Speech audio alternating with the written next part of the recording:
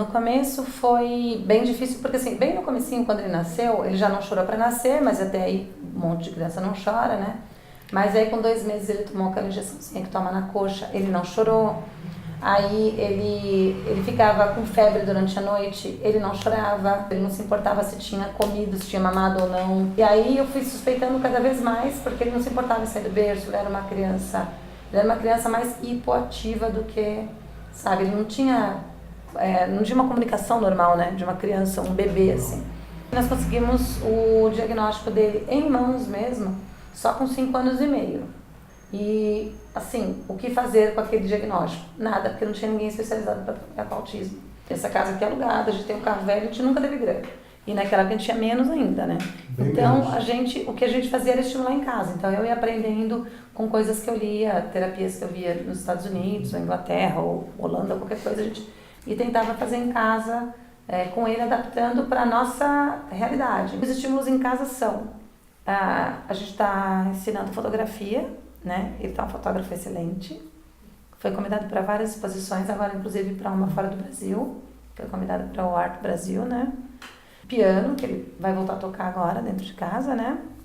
E a gente coloca ele para fazer várias coisas. A gente vai jantar, ele que põe a mesa, ele que tira, na hora eu lavo roupa, ele estende, né? Ele ajuda em várias coisas da casa, ele não fica assim inútil, trancado no quarto. Ficou muito tempo trancado no quarto, a gente dá um tempinho, amor, vem cá, a gente vai sempre trazendo ele para ele se comunicar. Eu converso não muito assim, eu sou mais assim, mais para estímulo mesmo dos meus pais, mas eu ainda estou aprendendo a conversar. E eu comecei a falar com 3 anos ou 2 anos e meio, né, por aí. Mas eu comecei a conversar mesmo, de verdade, a me comunicar só com 12 anos de idade. E naquele meio tempo eu só fazia ecolalias. Ecolalias são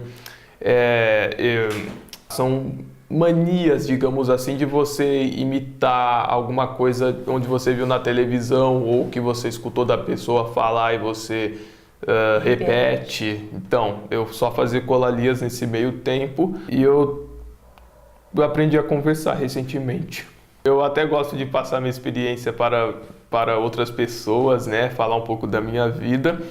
E eu dou palestra desde 2011, quando eu tinha 12 anos de idade. A minha mãe ela tinha sido convidada para fazer uma palestra sobre autismo, né?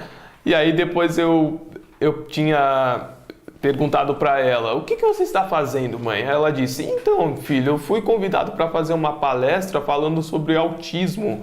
Aí depois eu pensei, eu posso fazer essa palestra também? E aí depois ela, pode, claro, ela já pensando assim, mas será que você conseguiria falar com muitas pessoas? E depois eu disse, eu vou fazer os meus slides, eu vou falar para o público. Eu não tinha falado assim direito assim com o público, não muito bem, claro, pela primeira vez, né?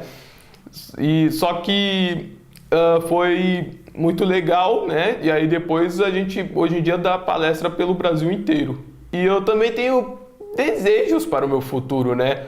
Como que eu iria fazer uma entrevista de emprego, não é? Como que eu iria fazer amigos, como que eu iria pedir alguma coisa, como que eu iria conseguir namorar, como é que eu iria conseguir me casar, ter uma família, né?